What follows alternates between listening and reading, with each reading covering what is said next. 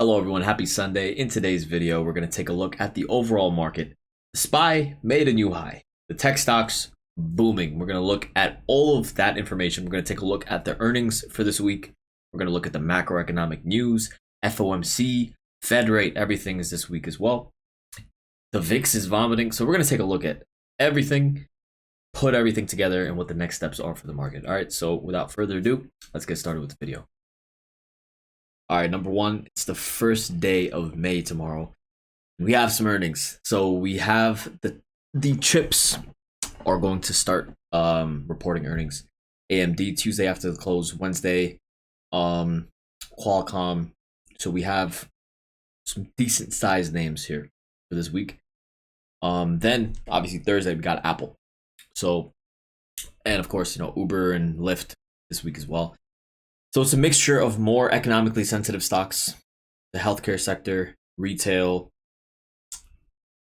basically, things that are more consumer centric.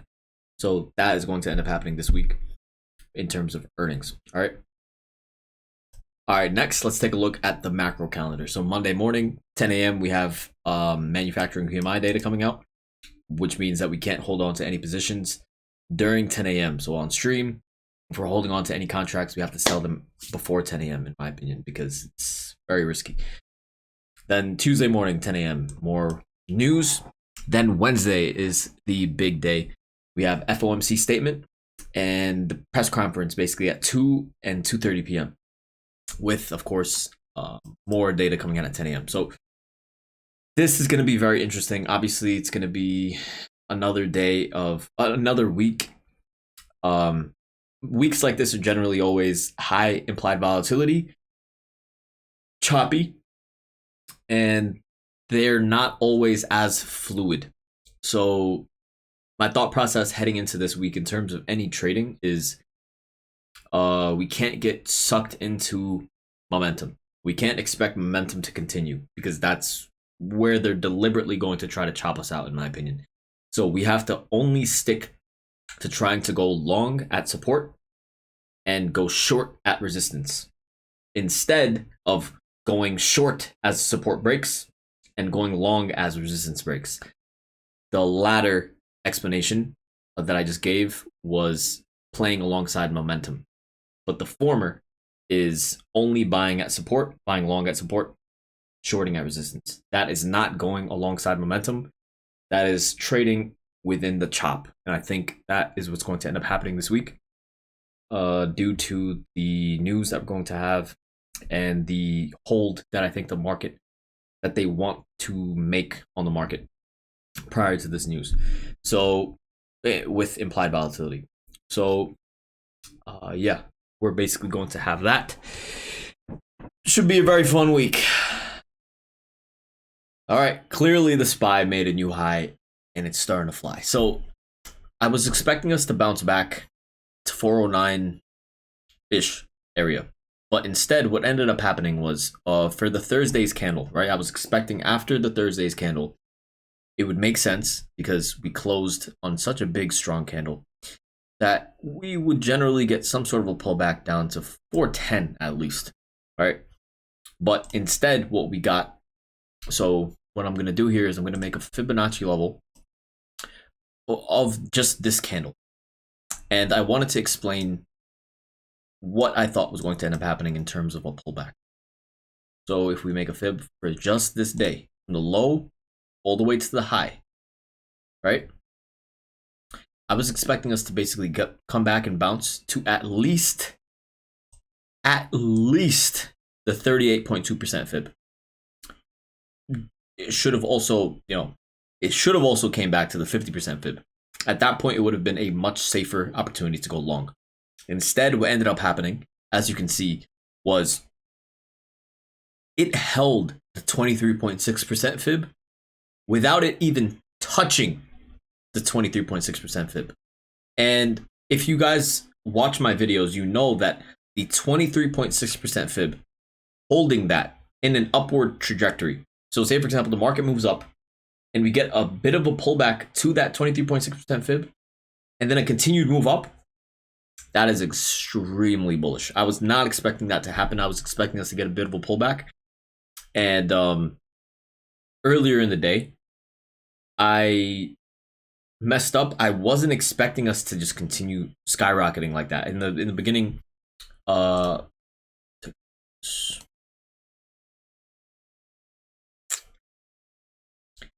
I was not expecting us to bounce like this from 10 a.m. all the way up to 10:20, right? So basically, this whole move up could have easily got a big long percentage. Instead, we weren't holding on to anything. So instead, what ended up happening was I shorted this. We got about 15% on this, and then as it broke back above, obviously we stopped out. I think that's what ended up happening, right?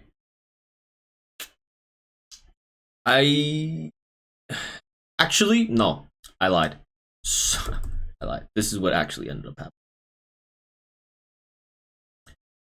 Yeah, so I think what ended up happening was we went short right here. This is where we went short because I wasn't expecting us to just bounce off this level. At this point, at 413, I was expecting us to get a pullback to at least, get a healthy pullback to get a bit of a bounce. Because even throughout the entire day, we were uptrending. We never got any pullback. So in my eyes, we were due for some sort of a pullback. So I saw weakness. We ended up going short with a high of day stop loss here.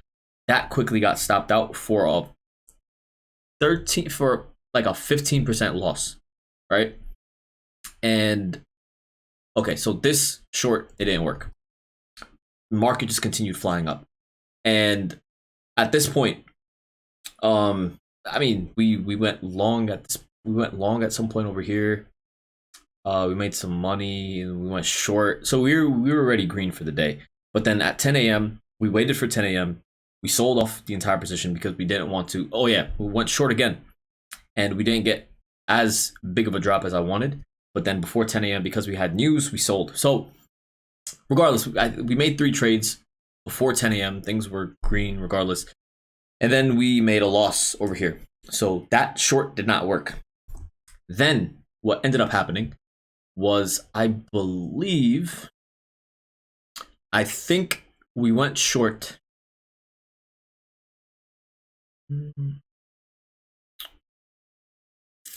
I think we went short over here. And I remember taking some profit. And I don't believe we stopped out of this trade. Because generally I would have a stop loss at the high of day. And clearly you can see that we comfortably broke above the high of day. And it made another leg up all the way up here. Right? So generally I would have already sold that position. But what I was looking at during the market hours was the implied volatility for the 0 DTE contracts were jumping 2 to 3% change in implied volatility in seconds. So that generally should never happen.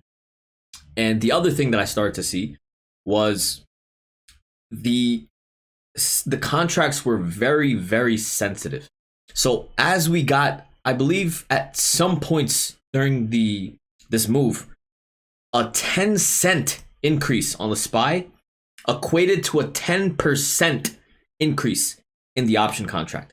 That should never happen, and that is not sustainable because a $1 move in the SPY would equate to a 100% move on the contract. That almost never happens, and that basically shows that the move to the upside in that direction is not sustainable. So instead of selling out, we held, and then we averaged down. So I averaged down up here, and then that's basically, we never got stopped out of this trade. We held. This is generally something that I never do. I would always sell for a loss. So there is never really a point where I would hold on to a trade. We were down well over 15-20% on this trade. And I didn't sell because I knew that the implied volatility jumping like that, and also the sensitivity of the option contract, was not sustainable to the upside. And I knew there was going to be a pullback. So, and I never average down. So thankfully, it worked out. So then what ended up happening was the original position that we bought, those ended up hitting over 30%. And then the average down ended up hitting over 50% to the short side. So this, had a huge move to the downside. It worked out perfectly. And yeah. So my point is that I just was not expecting us to hold so well. I was expecting us, the reason why we went short was because I was expecting us to get a bit of a pullback to at least 410, which is the 38.2% fib. We never even got that. So this whole day's strength, unprecedented strength, very, very, very, very strong day. So now that you guys understand that, just clearly things are looking pretty damn bullish, right? We reclaimed this uptrend, which was the falling wedge, right? We reclaimed the lower level of the falling wedge. We reclaimed all of these levels of resistance very comfortably. And the high here from April 18th, which was 415.72, we closed above 415.72. So we technically closed above major levels of resistance. The next major level of resistance is going to be this giant fib level, the high here at 418.31. This coupled with next week, we're going to see earnings in Apple, and we're going to also get the FOMC statement. Now once again, I would be very shocked for us to just continue skyrocketing up. Generally, what ends up happening is we should get some sort of a stall, hold above support, get some sort of a pullback to at least the 38.2% fib of this candle here. So I guess what we could do is, once again, make a fib level for this candle. And the craziest sign of momentum to the upside is if this 23.6% fib is going to be held. I don't know if they're going to have that sort of strength 2 days in a row. Generally, it would make way more sense for the 38.2% or the 50% fib to get retested and then we bounce from there. But definitely what we want to see is a close above the 38.2% fib for a comfortable continuation move to the upside.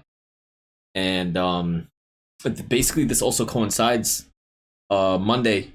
It also coincides pretty well with in between the 38.2 and the 50% fib. So this uptrend level that we see, that support level for this uptrend is right basically in the middle of that 38.2 to 50% fib zone.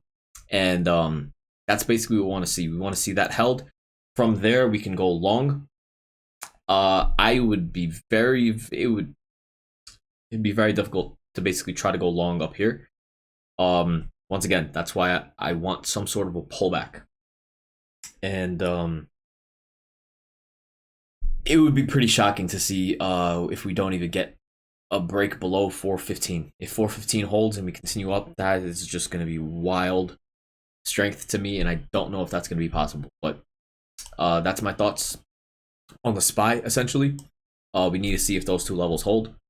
We can quickly take a look at the NASDAQ. So the NASDAQ clearly is showing strength, breaking above. When you take a look at Apple, for example, Apple is clearly making new highs, broke above. We can take a look at the chips. So Nvidia is doing well, bounced off of the lows.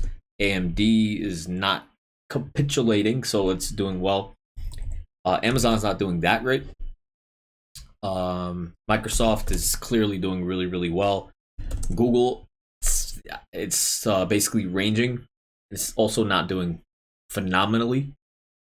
But then we can take a look at Facebook. Facebook is doing great. So it's basically a mixed bag. And then, of course, take a look at the IWM.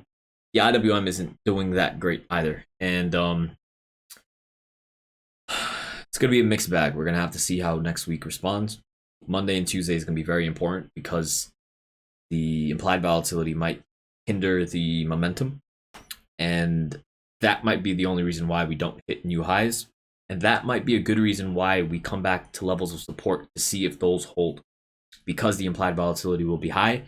Option sellers will be the beneficiaries of next week, option sellers, because they want to capture the implied volatility and the theta increase because of the IV. So, but yeah, I mean, that's basically it. So, you know, we can take a look. We should also have to take a look at the VIX. So the VIX is at a new low. So it made a very, very dramatic move to the downside, and we know that the VIX has an inverted relationship to the market. So if the VIX is falling down, that means that the market is doing very well. And the last 2 times that the VIX got down this low, we basically ended up making a new leg up, followed by a big move down. So as we get down here on the VIX, that's when the market can basically continue melting up for one more leg. But after that leg, that's when things get a big pullback. So yeah, we basically just need to see how much further down the VIX can go. We see that the lower level of the Bollinger Band is pointed lower, as well as the VIX is also pointed lower. So it would take a big move to the downside for us to become algorithmically overextended to the downside on the VIX. Basically for us to close outside of the lower level of the Bollinger Band. And if we close outside of the lower level of the Bollinger Band, we usually always get a bounce on the VIX. So, and if we get a bounce on the VIX, that equates to a drop in the stock market. So, there's that. I hope this gave you guys a good holistic view of the market as a whole. What is next to come? Basically, the levels that I was looking at on the SPY are those same fib levels, the 38.2 and the 50% fibs that we want to hold as support. And then to the upside, the levels of resistance are that same 418 level on the SPY, 418.31. And of course, you know, the psychological 417 level. So 417, 418.31 are 2 major levels of resistance. Aside from that, heading into Monday, we need a close above basically the 38.2% fib here. Comfortably, we would want to see a close above the 38.2% fib here.